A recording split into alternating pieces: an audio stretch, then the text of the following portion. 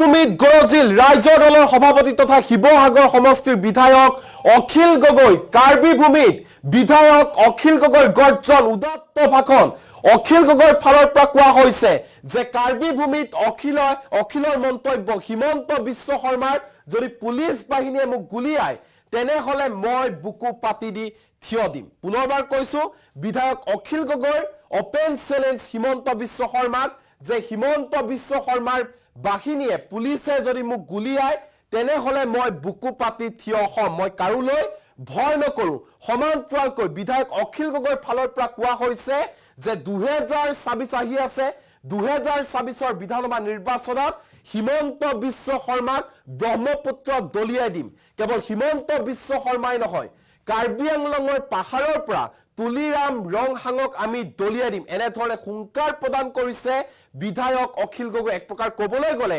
2026ৰ বিধানসভা নিৰ্বাচনলৈ এতিয়া বহু মাহ বাকি আছে কিন্তু তাৰ পূৰ্বে এতিয়া 2026ৰ নিৰ্বাচনৰ ৰণডংকা বজাই দিছে বিধায়ক অখিল গগৈয়ে তুলিৰাম ৰংহাঙৰ বিৰুদ্ধে আন্দোলন ঘোষণা কৰিছে সমান্তৰালকৈ অখিল গগৈৰ স্পষ্ট কথা হিমন্ত বিশ্ব শৰ্মাৰ পুলিচে গুলিয়ালে মই বুকু পাতি থিয় হম আৰু বিধায়ক অখিল গগৈৰ এই যি মন্তব্য তাৰ পিছতে ব্যাপক চৰ্চা লাভ কৰিছে সমগ্ৰ ৰাজ্যত অখিল গগৈৰ এই হুংকাৰে ফুলপেটৰ মাধ্যমত এই মুহূৰ্তত লৈ আহিছো আটাইতকৈ ডাঙৰ খবৰ অখিল গগৈৰ গৰ্জন নৰেন্দ্ৰ মোদী আৰু হিমন্ত বিশ্ব শৰ্মাৰ দালাল হৈছে তুলিৰাম ৰংহাং হৈছে হিমন্ত বিশ্ব শৰ্মা আৰু নৰেন্দ্ৰ মোদীৰ দালাল তুলিৰামে টকা খায় কাৰ্বি মানুহবোৰে গাড়ী মটৰৰ ধুলি খায় অখিল গগৈৰ মন্তব্য যে তুলিৰাম ৰংহাঙে টকা খায় কিন্তু কাৰ্বি পাহাৰৰ মানুহবোৰে গাড়ী মটৰৰ ধুলি খায় হিমন্ত বিশ্ব শৰ্মাৰ পুলিচে গুলিয়ালে মই বুকু পাতি থিয় হম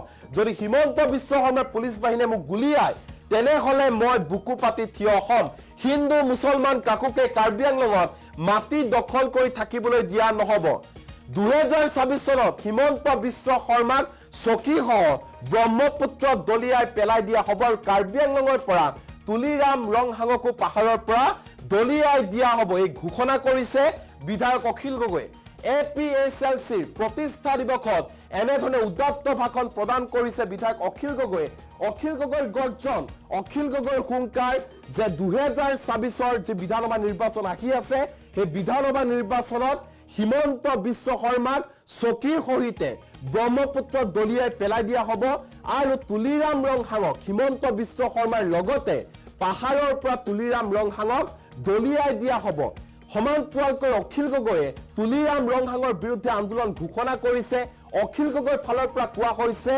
তুলিৰাম ৰংহাঙৰ বিৰুদ্ধে জাগিবৰ হল কাৰ্বি ভূমিত থকা প্ৰতিজন কাৰ্বি লোকে জাগিবৰ হল তুলিৰাম ৰংহাঙৰ বিৰুদ্ধে কিয়নো তুলিৰাম ৰংহাঙে অতদিনে দালালি কৰি আছে তুলিৰাম ৰংহাঙে টকা খাই আছে কিন্তু কাৰ্বি ভূমিৰ মানুহবোৰে কেৱল মাত্ৰ গাড়ী মটৰৰ ধুলি খাই জীৱন নিৰ্বাহ কৰি থাকিবলগীয়া হৈছে সকলোকে তুলিৰাম ৰংহাঙৰ বিৰুদ্ধে আন্দোলন কৰাৰ হুংকাৰ প্ৰদান কৰিছে আহ্বান জনাইছে বিধায়ক অখিল গগৈয়ে আৰু দিছপুৰ আহিবলৈও আহ্বান জনাইছে বিধায়ক অখিল গগৈয়ে এটাই কথা যদিহে হিমন্ত বিশ্ব শৰ্মাৰ পুলিচ বাহিনীয়ে গুলিয়ায় তেনেহলে বুকু পাতি থিয় হম বুলি হুংকাৰ প্ৰদান কৰিছে বিধায়ক অখিল গগৈ এই মুহূৰ্তত অখিল গগৈৰ মন্তব্য আছে কি কৈছে মন দি শুনক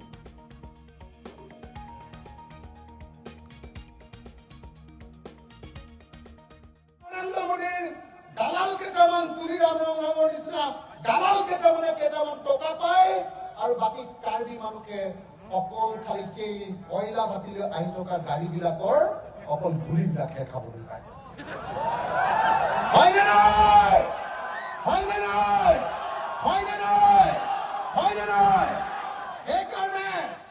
সেইকাৰণে APSLCয়ে যি অটোনমাস ষ্টেটৰ আন্দোলন আৰম্ভ কৰিছে এই অটোনমাস ষ্টেটৰ আন্দোলনটোক আপোনালোকে শক্তিশালী কৰিব লাগিব APSLCয়ে ইলেকশ্যনত জিকক পাহাৰক আন্দোলনটো বেছিকে আগবঢ়াই লৈ যাব লাগিব আৰু মই আপোনালোকক কথা দিছো আপোনালোকে যেতিয়া গুৱাহাটী লৈ যাব গোটেই কাৰ্বি আংলঙৰ মানুহে আন্দোলন কৰিবলৈ দিছপুৰ ঘেৰাও কৰিবলৈ তেতিয়া আপোনালোকৰ লগত অসমীয়া মানুহৰ প্ৰতিনিধি হিচাপে মইও আপোনালোকৰ লগত থাকিম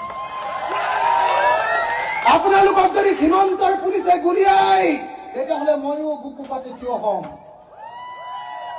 সেইকাৰণে মই APSCৰ চেয়াৰমেন, APSCৰ সভাপতি, APSCৰ সভাপতি জনছ ইন্টি কাটাৰ ডাঙৰীয়াক ক'ব খুজিছো যে অকল ইলেকশ্যনত লাগি থাকিলে নহ'ব, ইলেকশ্যনত লাগি থাকক, কিন্তু তাৰ লগে লগে ডাঙৰ ডাঙৰ বিশাল বিশাল ৰাজনৈতিক সমাৱেশ আৰু ৰাজনৈতিক আন্দোলন আমি গঢ়ি তুলিব লাগিব, যাতে এটা নিৰ্দিষ্ট সময়ৰ ভিতৰত কাৰ্বি আংলঙে 244A অধীনত ষ্টেট উইদিন ষ্টেট লাভ কৰিব পাৰে।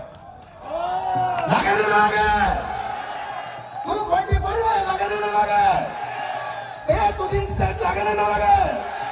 যদি লাগে তেতিয়াহ'লে সকলো কাৰ্বি আংলঙত থকা সকলো জাতিৰ মানুহ একলগ হ'ব লাগিব।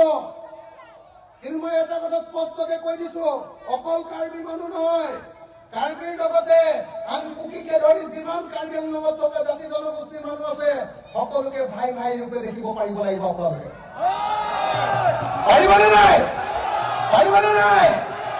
কিন্তু একেটা সময়তে কিন্তু মই এটা কথা কম যে ইয়াত থকা অসমৰ ইণ্ডিজিনিয়াছ মানুহবিলাকক আপোনালোকে সকলোৱে মৰম কৰক, আদিবাসী মানুহবিলাকক সকলোৱে মৰম কৰক, কিন্তু বিজেপিৰ স্পন্সৰশ্বিপত বাংলাদেশৰ পৰা আহি, হয়নে নহয়, বেংগলৰ পৰা আহি কাৰ্বি আংলঙত যিবিলাকে মাটি দখল কৰিছে, হিন্দুৱে হওক বা মুছলমানেই হওক, কাকো কাৰ্বি আংলঙত কেতিয়াও এনেকৈ মাটি দখল কৰিবলৈ দিব নোৱাৰো, হয়নে নহয়? কাৰ্বি আংলঙৰ মাটি কাৰ্বি আংলঙত থকা মানুহৰ কাৰণে, হয়নে নহয়? কিন্তু কাৰ্বি আংলঙৰ মাটি বাংলাদেশৰ পৰা অহা আৰু পশ্চিমবংগৰ পৰা অহা হিন্দু মুছলমান মানুহৰ কাৰণে নহয়, হয়নে নহয়? গতিকে আপোনালোকৰ সেই আপোনালোকৰ মাটি দখল কৰি ইয়াত কি কিবা বাহিনী বনাইছে নহয়, কি বাহিনী? কি বংগ সেনা? আৰে কাৰ্বি আংলঙত কাৰ্বি সেনা নাথাকি বংগ সেনা ওলাইছে ইয়াতে। ইয়াত কাৰ্বি সেনা নাথাকি বংগ সেনা ওলাইছে ইয়াতে। তো আপোনালোকে সকলোৱে সাৱধান হওক যে কোনো বংগ সেনা সংঘ সেনা কাৰ্বি আংলঙত থাকিব নোৱাৰিব, কাৰ্বি আংলঙত থাকিব কাৰ্বি সেনা, হয়নে নহয়? কাৰ্বি আংলঙত থাকিব ইণ্ডিজিনিয়াছ সেনা, হয়নে নহয়? ভূমিপুত্ৰৰ সেনা। ইয়াত কাৰ্বি মানুহ আৰু অসমৰ পুৰণি খিলঞ্জীয়া মানুহৰ অধিকাৰ থাকিব, ইয়াত কেতিয়াও বিদেশৰ পৰা অহা মানুহৰ অধিকাৰ থাকিব নোৱাৰে, হয়নে নহয়? শ্ৰদ্ধেয় ৰাইজ, মই 26 অক্টোবৰ তাৰিখৰ পৰা ঘৰলৈ যোৱা নাই, অকল চাৰিওফালে অসমৰ চাৰিওফালে ঘূৰি আছো, ঘূৰি ঘূৰি মিটিং কৰি আছো, আৰু মিটিং কৰি ৰাইজক এটাই কথা কৈছো যে 2026 চনত হিমন্ত বিশ্ব শৰ্মাক গাদীয়ে চাগিয়ে বান্ধি লৈ, চকীয়ে টুকিয়ে বান্ধি লৈ ব্ৰহ্মপুত্ৰত দলিয়াই দিব লাগিব। লাগিবনে নাই? লাগিবনে নাই? লাগিবনে নাই? আৰু লগতে যেতিয়া হিমন্ত বিশ্ব শৰ্মাক দলিওৱা হ'ব, তাৰ লগত আৰু এখন সৰু চকী আৰু এটা মানুহক বান্ধি লোৱা হ'ব। কোন বাৰু? কাৰ্বি আংলঙৰ পৰা আৰু এটা মানুহক বান্ধি লোৱা হ'ব। তুলিৰাম ৰঙাগকো একেখন হিমন্ত বিশ্ব শৰ্মাৰ কাষতে থকা চকী এখনক, হয়নে নহয়, বান্ধি লোৱা হ'ব। আৰু অসমৰ চব মানুহবিলাকে কাৰ্বি, ডিমাচা, কুকি চব মানুহবিলাকে এনেকে ধৰি ব্ৰহ্মপুত্ৰলৈ এনেকে দলিয়াই, হয়নে নহয়? হয়নে নহয়? মই সকলো ৰাইজকে 26 চনৰ নিৰ্বাচনত একো নেচাবৰ কাৰণে কেৱল আৰু কেৱল APSLCক ভোট দিবৰ কাৰণে মই আপোনালোকক আহ্বান জনাইছো। আৰু মই নিজে আহি 26 চনৰ ইলেকশ্যনত APSLCৰ কাৰণে কেম্পেইন কৰিম। আপোনালোকৰ ঘৰবিলাকলৈ যাম, আপোনালোকৰ গাঁৱলৈ যাম, আপোনালোকৰ চহৰলৈ যাম, আৰু কাৰ্বি আংলঙৰ পৰা তুলিৰাম ৰঙাক পাহাৰৰ পৰা দলিয়াই দিয়াৰ ব্যৱস্থা গ্ৰহণ কৰিম। হ'বনে? হ'বনে নহ'ব? আৰু 2 নম্বৰ, সাহিত্য শাসিত পৰিষদটো কেইটামান দালালৰ হাতত এৰি দিয়াটো ভাল হোৱা নাই, হয়নে নহয়? এইবাৰ কাৰ্বি সাহিত্য শাসিত পৰিষদ, কাৰ্বি আংলং অটনমাছ কাউন্সিলখন আমি অতি সোনকালে আমাৰ APHLCৰ হাতলৈ অনাৰ ব্যৱস্থা কৰিব লাগে। লাগে নে নালাগে? লাগে নে নালাগে? লাগে নে নালাগে? সকলোৱে আমি এই সাহিত্য শাসিত পৰিষদখন আনিব লাগিব, আৰু আনি লৈ এইখন কাৰ্বি মানুহ আৰু কাৰ্বি আংলঙত থকা মানুহৰ অধিকাৰৰ কাৰণে কামত খটুৱাব লাগিব, কাকো দালালি কৰিবৰ কাৰণে এইখন এৰি দিব নালাগিব, হয়নে নহয়?